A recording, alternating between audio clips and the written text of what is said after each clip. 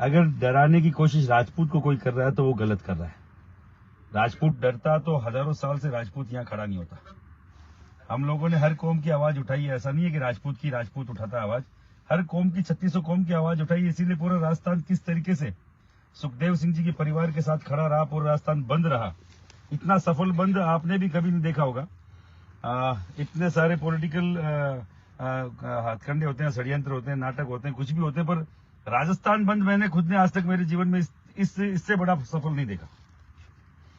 मणिपाल जी, अब चूंकि जो आपने मांगे रखी थी, जो आपने अल्टीमेटम दिया था, उसके 72 घंटे पूरे होने वाले हैं, चंद घंटे बाकी हैं, आरोपी अभी भी पुलिस की गिरफ्त से बाहर है। अब क्या कुछ रुख होगा? कल शाम को 72 घंटे होंगे।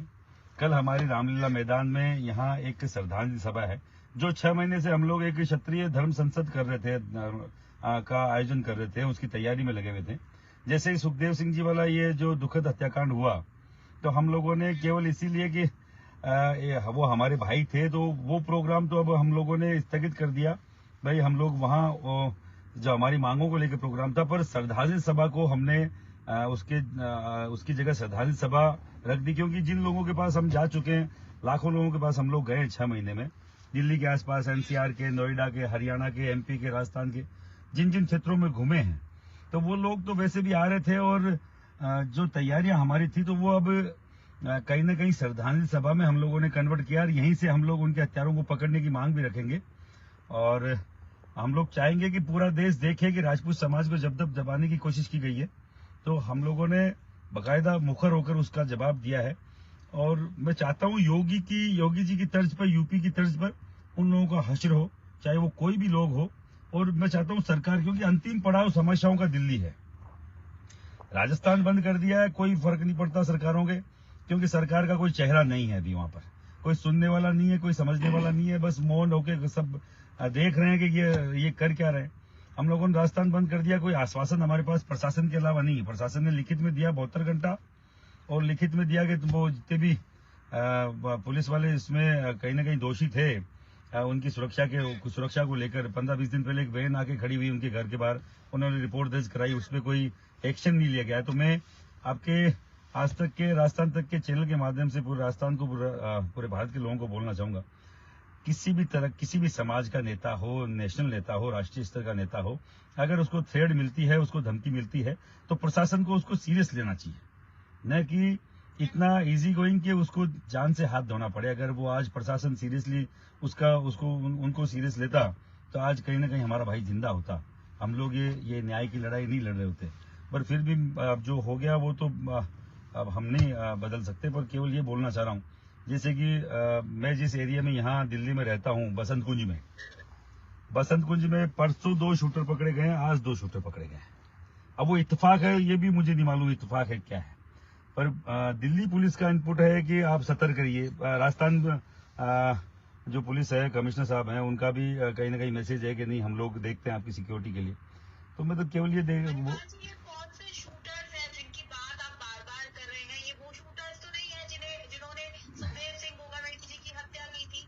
नहीं, ये आज तक के ही चैनल पे मैंने देखा है। आज तक पे ही ब्रेकिंग चल रही थी सुबह कि दिल्ली के इसमें वसंत कुंज में 2 शूटरों की पुलिस से मुठभेड़ हुई है, दिल्ली स्पेशल टीम की, और उनको दबोच लिया गया है। परसों के शुक्रवार के रोज भी 2 शूटर पकड़े गए हैं। तो ये 4 शूटर एक ही एरिया में, जहां मैं रह रहा हूं पिछले 15-20 दिन से, महीने भर से, इस रामलीला मैदान वाले प्रोग्राम को लेकर। और मैं बार बार ये इसलिए बोल रहा हूं क्योंकि सुखदेव सिंह जी इस मामले में सतर्क रहते थे, फिर भी उनको जान से हाथ धोना पड़ा। और मैं सुरक्षा की बात कर रहे थे महिपाल जी, और उन्हें लगातार धमकियां भी मिल रही थी, और फिर भी उनके साथ ये अनहोनी हो गई। क्या कहना चाहेंगे?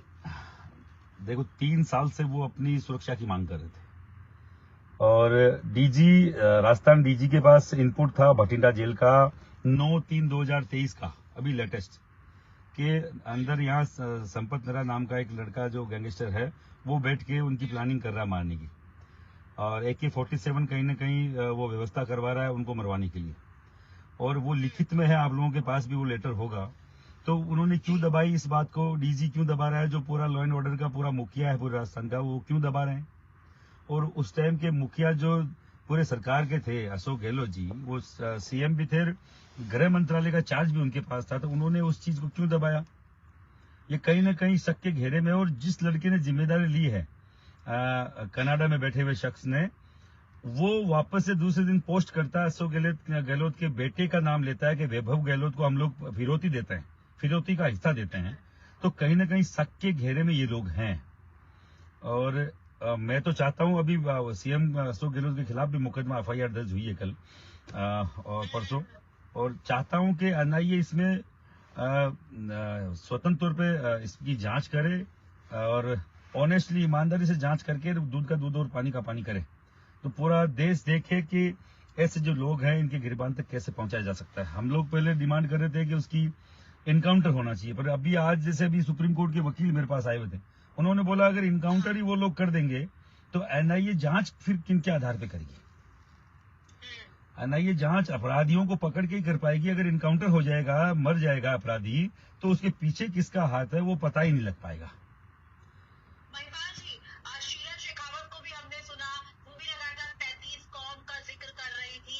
तो आखिर में ऐसा क्या है कि बोबा मिर्ची की जो हत्या है वो रंजिश के तहत हुई है या किसी जाति के तहत हुई है?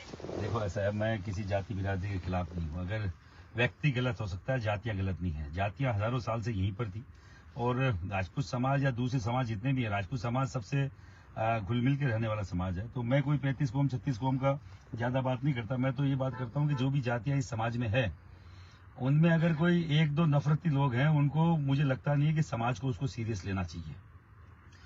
और सुखदेव जी के अलग अपने विचार रहे होंगे, वो 35 कौम की हमेशा बात करते थे। मैं 35 कौम या 36 कौम की बात नहीं कर रहा, मैं तो ये बात कर रहा हूँ कि किसी भी जाति का अगर कोई भी गंदा व्यक्ति है, गलत व्यक्ति है, उसको बकायदा समाज को उसका निष्कासन करना चाहिए, समाज को उसका विरोध करना चाहिए। किसी भी और जातियों में जहर घोलने का काम कोई एक करे और पूरी जाति को हम लोग प्रताड़ित करें, ये कहीं से सही नहीं है।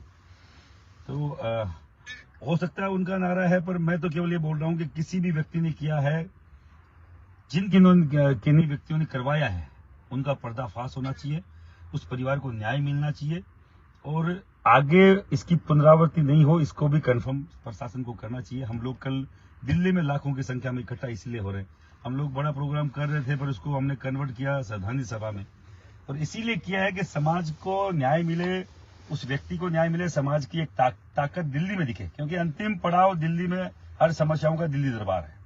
यहाँ से हम लोग बाकायदा उनके न्याय की गुहार लगाएंगे कि भाई हमें न्याय मिलना चाहिए। आज अब 48 घंटे से ऊपर हो गए हैं, हमें अल्टीमेटम दिए, उन्होंने लिखित में दिए। 72 घंटे के बाद फिर वापस से कोई कहीं आग लगे या कोई बात हो या कोई भी लॉ एंड ऑर्डर की सिचुएशन खराब होने की स्थिति हो, तो हम नहीं चाहते ऐसा हो, हमारा युवा नहीं चाहता। क्योंकि कहीं ना कहीं अगर युवा सड़कों पे आएगा तो हमारी समाज की युवाओं की शक्ति जो है, जो अच्छे काम में लगनी चाहिए, वो प्रशासन को देखना है कि उस शक्ति जाया नहीं हो। हम लोगों का काम नहीं है ये पकड़ना, धरपकड़ या कोई अपराधी, ये प्रशासन का काम है। प्रशासन इसी के लिए है, और प्रशासन अगर ये नहीं कर पाएगा तो हमें सड़कों पे उतरना पड़ेगा। जैसा इनका परिवार अगर जो डिसीजन। एक सवाल यहाँ पर ये भी है कि सुखदेव सिंह गोगामिनी जी को धमकी मिल रही थी, ये तो अब सबके सामने आ चुका है, लगातार उन्होंने भी इस बात का जिक्र किया था, लेकिन कई और लोग भी हैं जिनको ये कहा जा रहा है कि धमकी लगातार मिल रही है। सूरजपाल अम्मू जो है वो भी इस बात का जिक्र कर रहे थे। क्या और भी कुछ लोग हैं जिनको ये धमकियां मिल रही हैं? देखिए, ऐसा है कि धमकी की बात अगर आप कर रहे हैं तो हमारे पूर्व मंत्री रहे हैं राजेंद्र सिंह जी राठौड़ और नेता प्रतिपक्ष है, उनको तक धमकी मिली है। कल वहां हमारे साथ मनोज सिंह जी न्यांगली जो अभी एमएलए हैं सादुलपुर से, उनको धमकियां मिल रही है मारने की। उनपे अटैक भी हुआ है, उनपे कातिलाना हमला हुआ है, उनकी एक आंख हमले में गोली लगने से फूट गई थी, उनके अभी भी सर में गोली अटकी हुई है। आज से 4-5-6 साल पहले उनपे हमला हुआ था, उनके बड़े भाई की हत्या कर दी गई, वीरेंद्र न्यांगली की। तो अभी तक उनके ऊपर जब इतने बड़े बड़े लोगों के धमकियां मिली, उनपे कोई कार्रवाई नहीं हुई, तो मैं चाहता हूं सरकारें कर क्या रही है ये समझ में नहीं आ रहा है। ये जो इस तरीके की जो भी गैंग है या इस तरीके के जो भी लोग हैं, उनके खिलाफ कार्रवाई क्यों नहीं होती? क्यों इस चीज को धमकी मिल रही है? ठीक है, एक मुकदमा दर्ज करा दो और ठीक है, अपनी सिक्योरिटी आपके पास है तो ठीक है, नहीं तो आप मरने के लिए तैयार हो। तो ये मुझे लगता नहीं, सरासर गलत है।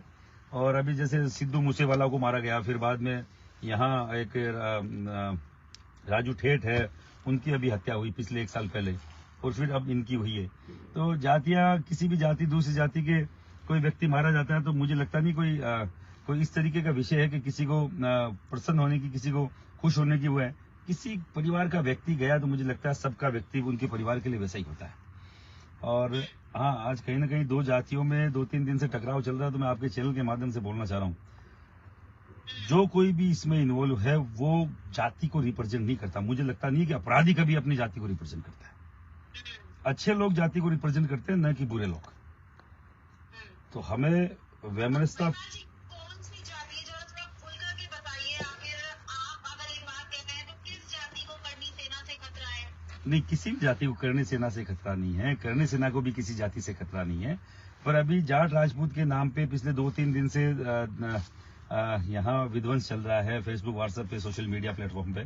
क्योंकि भावुकतावश अगर सुखदेव सिंह जी की पत्नी ने 35 कोम बोल दिया तो लोग इस बात को उठा रहे हैं, देखो ये जाति के खिलाफ अभी भी इनके पति की हत्या हो गई, फिर भी ये महिला कैसे बोल रही। जो महिला अपने पति को जिसने खो दिया है, वो उसको तो मालूम भी नहीं है, बेचारी महिला को उसका सब कुछ चला गया है। अगर बोल भी दिया तो इस तरह सीरियस लेने की कोई जरूरत नहीं थी। और इस तरीके के आपस में टिप्पणियां करने की जरूरत नहीं है। अनगल टिप्पणियां समाज के खिलाफ आपस में करी जा रही है। मुझे लगता है सबको वैमनस्यता बुलाकर, जो अपराधी है, क्योंकि राजू ठेठ जाट था, उसको भी इसी गैंग ने मारा। अनंतपाल सुखदेव सिंह राजपूत था, उनको भी इसी गैंग ने मारा। तो आपका दुश्मन तो एक है, फिर आप आपस में क्यों लड़ रहे हैं? आपको तो आपस में ताकत बन के खड़ा होना चाहिए पूरे प्रदेश में, सभी कौमों के एक होकर, कि इस तरीके की घटना राजस्थान में नहीं हो। राजस्थान पुराना जो यूपी था, एक अपराध का गढ़ था, वैसा नहीं बन जाए।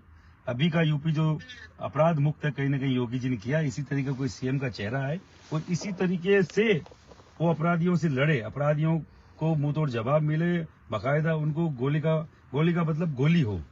वो किसी को गोली मार रहे हैं तो उनके भी गोली ही पड़े। उनका यहाँ बिरयानी खिलाकर स्वागत नहीं हो, कोई जमाई नहीं है अपने गांव के, तो उनका स्वागत किया जाए। उनको बाकायदा इसका खामियाजा भुगतना पड़े उनके परिवार को, उनको। और जैसे वो कुड़खोरी है, वहां पे जो बुलडोजर चला है जो यहाँ भी संपत्तियां कुड़खो ऐसे लोगों की जो अपराध के बिना पे जिन्होंने पैसा कमाया है, तो उसके पीछे जो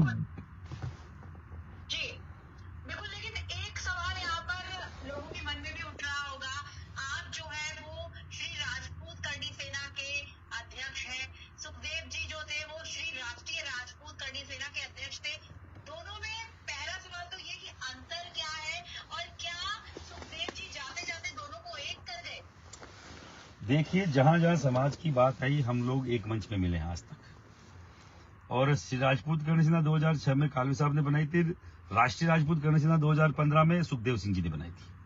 सुखदेव सिंह जी पहले श्री राजपूत कर्ण सेना के प्रदेश अध्यक्ष है।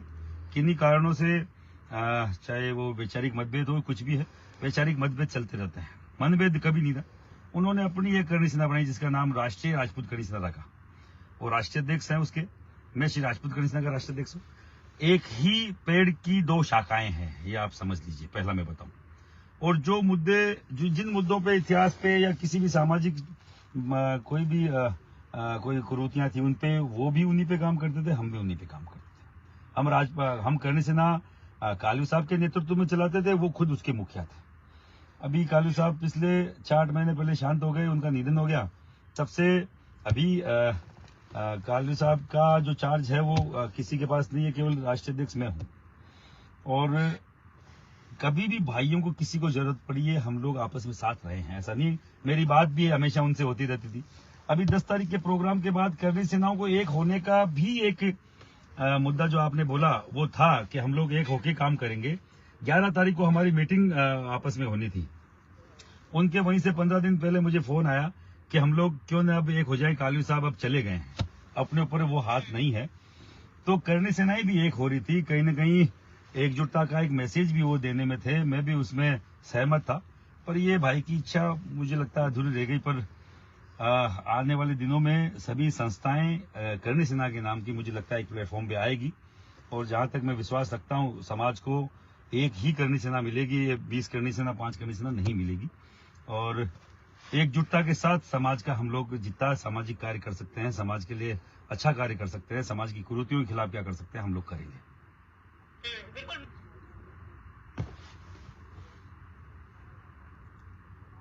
चले गए हैं, लेकिन श्री राष्ट्रीय राजपूत करनी सेना का जो दायित्व है, जो उनकी विरासत है, वो कौन संभालेगा। और जब शीला शेखावत जो उनकी धर्मपत्नी है, उनसे ये सवाल किया गया तो उन्होंने कहा कि इस विरासत को वो आगे लेकर के जाएंगी। देखो अभी 12 दिन तक जब एक हमारे हिंदू रीति रिवाज में जो होता है, इस तरीके का प्रश्न मैं न तो उनसे पूछ सकता हूँ और न मुझे लगता है ये सही समय है। एक बार 12 दिन होने के बाद, 12वें के बाद शीला भाभी साहब से भी बात करी जाएगी। वो भी हमारे समाज के अंग हैं और वो राष्ट्रीय अध्यक्ष महिला मोर्चा की थी, राष्ट्रीय राजपूत करनी सेना की। और अगर ऐसा होगा कि हम लोग बैठ के मिलजुल कर एक रणनीति बनाएं, एक करनी सेना को एक करें, तो मुझे इसमें कोई आपत्ति नहीं है। न पहले सुखदेव सिंह जी के साथ काम करने में आपत्ति थी, न इनके साथ काम करने में आपत्ति है। हमें तो एक अच्छी बात है कि एक समाज की महिला जो कहीं न कहीं अबला नहीं होके सबला है और अपनी लड़ाई लड़ने की बात करती है, तो मुझे लगता है ऐसी महिलाओं को आगे आना चाहिए, अपनी संस्था को बाकायदा संभालना चाहिए, क्योंकि वो उनके पति की विरासत है, उनके बाकायदा वो उन्हीं का अधिकार उस पर बनता है। जो भी उनका रहेगा संदेश, जो भी उनका जो आदेश रहेगा, हम लोग मानेंगे बाकायदा। और मैं तो इसको बाकायदा इस पे बात भी करूंगा, पर अभी 12 दिन तक मुझे लगता नहीं ऐसी बात मुझे करनी चाहिए। और 72 घंटे बाद भी जब जो मामला, जो स्टेप शीला शेखावत जी उठाएंगे, हम लोग उनके साथ खड़े हैं।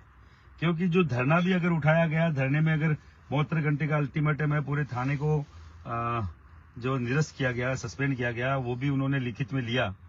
क्योंकि पहले जो समझौता हुआ था उसमें लिखित में नहीं था, तो वो नहीं माने और उन्होंने बोला कि साहब मैं नहीं मान रही, मैं तो धरना चालू रखूंगी। फिर लोगों ने बोला भाई ये समझौता गलत है, ये जो भी है, मैं नहीं मानता।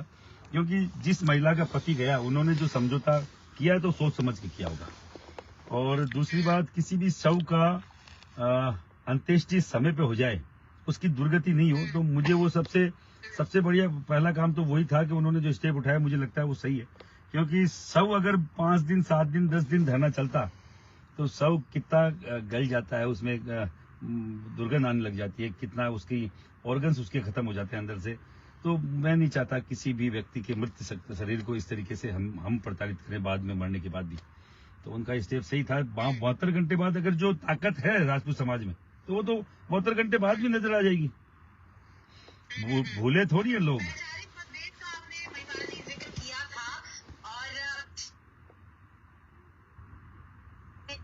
अपनी अलग करनी सेना बनाई, लेकिन आपका उनका जो रिश्ता है वो कैसा था? आखिरी बार कब बातचीत हुई थी? मेरी आखिरी बार अभी 29 अक्टूबर को एक जन स्वाभिमान मंच का एक प्रोग्राम था अजमेर में, हम लोग एक ही मंच पे थे। उस दिन हम लोग मिले थे, हम लोग आपस में आराम से वहाँ हमने आपस में यही बातें करी कि अब इसके बाद अपने को अपनी संस्थाओं को एक कैसे करें, ये चर्चा इसी तभी चली थी। उसके बाद 15 दिन पहले उनके ही एक जानकार है, उनका मेरे पास फोन आया और कि आपका दिल्ली से कब आ रहे हो? उनका मैं 11 तारीख को दिल्ली से आऊंगा। कि दिल्ली से आते हैं अपन मीटिंग करते हैं, तो सुखदेव जी और अपन बैठ के मीटिंग करके इसको एक कैसे कर सकते हैं, उसमें हम लोग आपस में बात करेंगे। इसका जल्दी से जल्दी अपन एकजुटता का मैसेज पूरे भारत में अपन लोग दें। तो मैं उसके लिए एग्री था, उनका कोई दिक्कत नहीं है। और सबसे बड़ी बात तो इन दिनों में वो खुद भी ये चाहते थे, क्योंकि इतने साल हो गए उनको भी ये करते हुए कि अब 2-3 संस्थाएं एक ही नाम की हो, तो उससे क्या फिर लोग भ्रमित भी होते हैं, लोग टूटते भी हैं। तो हम लोग नहीं चाह रहे थे कि एक ही शक्ति को 5 जगह बांटा जाए। और ये जो बचा हुआ काम है उनका, मुझे लगता है कि उनकी वाइफ के द्वारा हम लोग आगे बढ़ाएंगे, करेंगे। और चाहते हैं कि समाज एकजुटता से दिखे। समाज, अगर मुझे तो जहां तक लगता है, अगर करनी सेना एक होती तो किसी की औकात भी नहीं होती उनके आगे एक पहुंच दे। ये कहीं न कहीं कमजोरी भी हमारे आपस में 2-3 जगह बंटने के कारण से हुई है। नहीं तो किसी की माई के लाल की औकात नहीं कि करनी सेना एक और सुखदेव सिंह पे अटैक कर दे और उनकी हत्या कर दे। आज से पहले तो नहीं हुआ था, पर अब जो भी है भगवान को यही मंजूर था। हम ज्यादा क्या करें, पर उसका मलाल हमें रहेगा। लगातार धमकी जो है उन्हें मिल रही है और शायद हमला भी हो सकता है, क्योंकि लगातार वो इस बात आंदोलन हुआ था इस बात को लेकर के? पूरे राजस्थान में खूब जगह जिला स्तर पर धरने दिए गए इनकी सिक्योरिटी को लेकर। महिलाएं सड़कों पे उतरी थी जयपुर में, तो कई लोगों ने बोला कि अपनी सिक्योरिटी को लेकर महिलाओं को क्यों सड़कों पे उतार रहे हो, जबकि महिलाएं, आप देखिए राजपूत समाज की सैकड़ों हजारों महिलाओं ने स्टेटस डाल रखा था जब इनकी हत्या हुई। तो वो महिलाओं के प्रति, महिलाओं के सम्मान के लिए वो हमेशा लड़े। तो ये वो महिलाओं के उनके प्रति सम्मान था कि महिलाएं बिना बोले उनके केवल एक आह्वान पे सड़कों पे आई कि सुखदेव सिंह जी को सिक्योरिटी मिलनी चाहिए, सुरक्षा मिलनी चाहिए।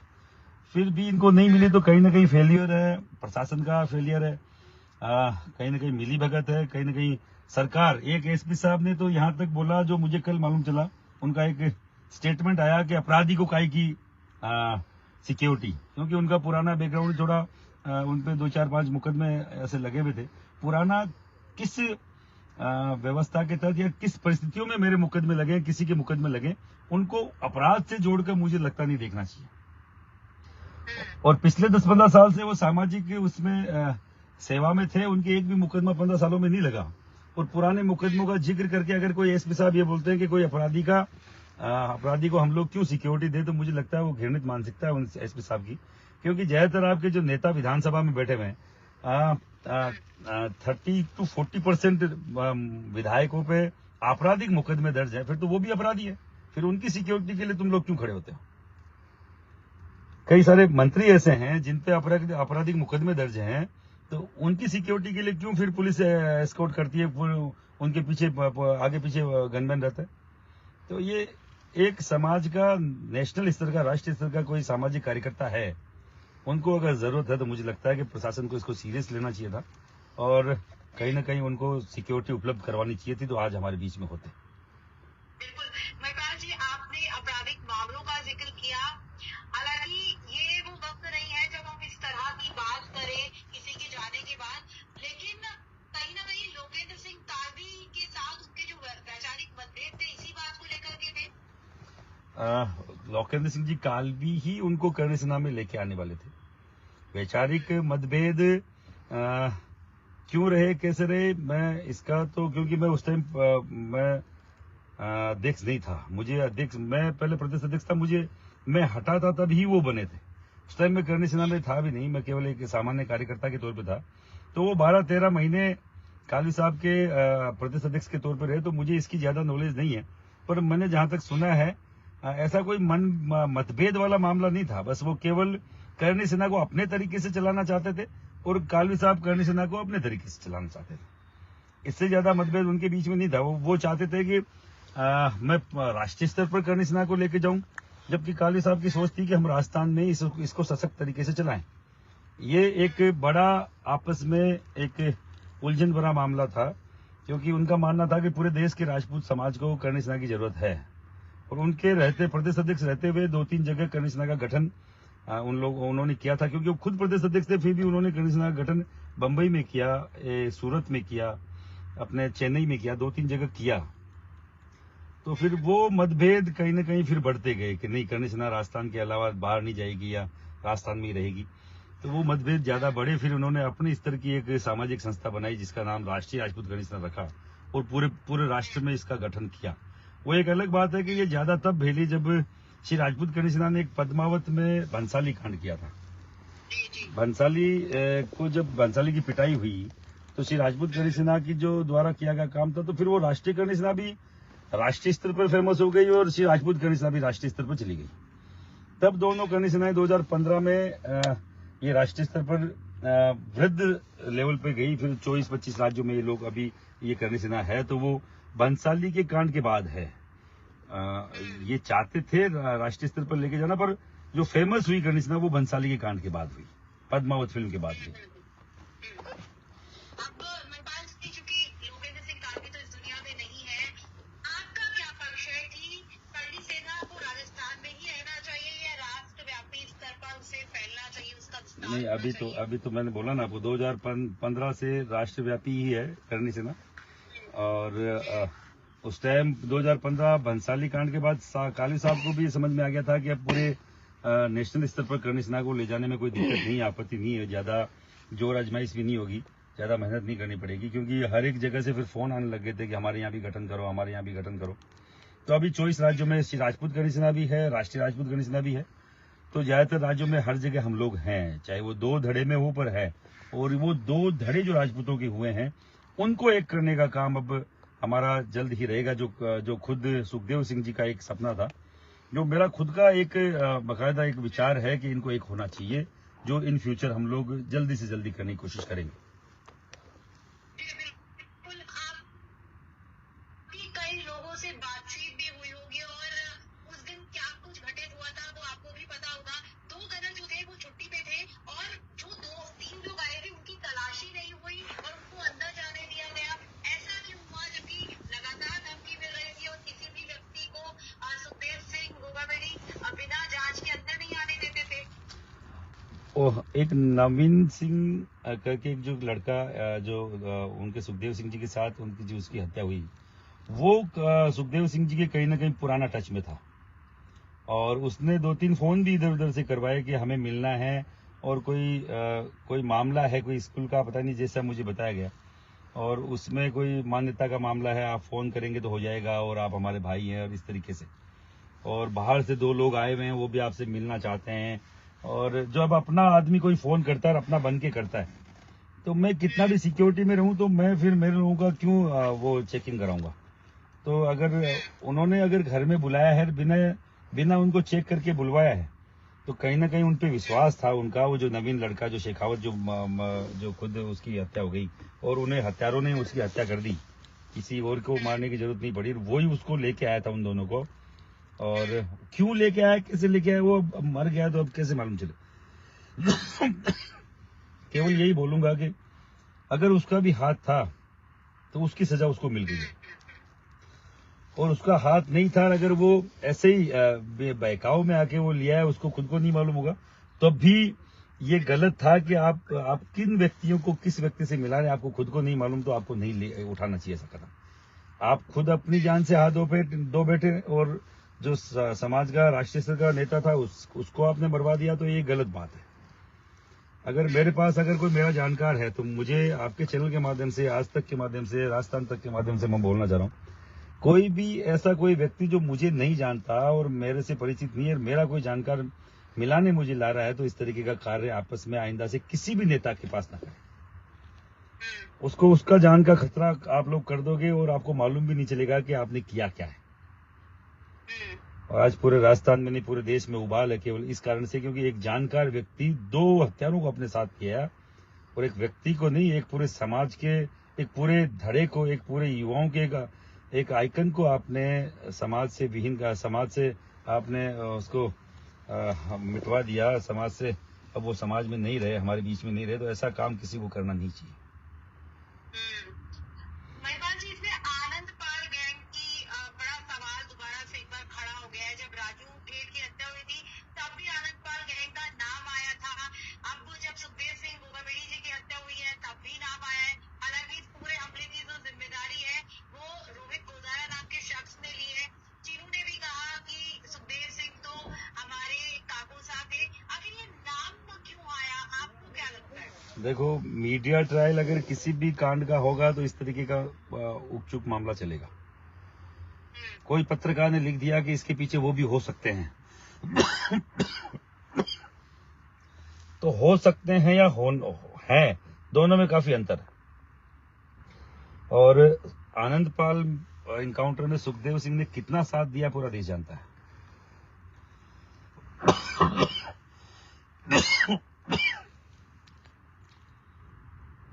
मैं आपके चैनल के माध्यम से केवल इतना बोलना चाहूंगा, बिना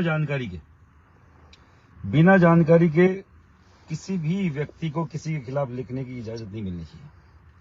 आप आनंद पाल इनकाउंटर के बाद आनंद पाल गैंग तो कुछ रही नहीं। आनंद पाल के भाई जो मनजीत सिंह जी हैं वो तो खुद सुखदेव सिंह जी के साथ खड़े हैं, और अगर ऐसा होता तो वो साथ खड़े नहीं होते, वो खुद अपराध की दुनिया से काफी दूर है। तो अब आनंद पाल गैंग का अपराध की दुनिया से दूर है, लेकिन लगातार चीनू का यहाँ पर जिक्र क्यों आ रहा है? जो चरण सिंह है उनका जिक्र यहाँ पर लगातार क्यों आ रहा है और उनको वीडियो जारी करके अपनी बात को रखना पड़ा? देखो वो तो उन्होंने सही किया जो वीडियो जारी करके अपनी बात को समाज के सामने रखा, और जिस तरीके से तीनों ने बोला कि मेरे तो काका मतलब अंकल के बराबर थे, मेरे पिता के भाई के बराबर थे, और उन्होंने मेरे पिता की लड़ाई लड़ी, तो मुझे लगता नहीं उसने गलत किया है। पर अगर एनआईए अगर जांच करिए तो ऐसा कोई लिंक होगा, तो एनआईए भाई मैं और आप इस पे कुछ नहीं बोल सकते। एनआईए इसीलिए हम लोगों ने दिया है कि ऐसा कुछ कोई भी एंगल हो तो उसकी जांच हो। और चीनू वाली बात में मुझे ज्यादा सत्यता नजर नहीं आती। चीनू या अनंतपाल के जो अब कोई बचे हैं जो उनकी गैंग से जुड़े हुए थे, मुझे लगता नहीं कि वो सुखदेव सिंह पे अटैक कराने की सोच भी सकते हैं। सुखदेव सिंह ने उनके लिए जो भगवान थे अनंतपाल सिंह जी, उनकी लड़ाई उन्होंने लड़ी, उन पे मुकदमे दर्ज है, सीबीआई के मुकदमे दर्ज थे, तो वो ऐसा काम नहीं कर सकते। बिल्कुल। एक सवाल यहाँ पर सपना सोनी को लेकर के भी है, क्योंकि लगातार वो भी सामने आ रही है मीडिया के सामने, और फिलहाल घटना के वक्त वो उसी घर में मौजूद थी, लगातार सारी चीजें देखा करती थी, और ये भी वो कह रही है क्या करेंगी उनके सुखदेव सिंह होगा मेरी के साथ ऐसा क्यों हुआ। देखिए ऐसा उसके ऊपर मैं कोई ज्यादा टिप्पणी नहीं करना चाहूंगा, क्योंकि हम लोग जो जुड़े में हैं वो शीला शेखावत जी से जुड़े हैं, क्योंकि वो राजपूत समाज की भी थी। हमेशा अगर पत्नी के तौर पे अगर कहीं आज तक परिचय किसी का हुआ है तो शीला शेखावत का हुआ है। सपना सोनी वहां थी इसका भी मुझे मालूम नहीं है, और वो साथ रह रही थी इसका भी मुझे ज्यादा अंदाजा नहीं है।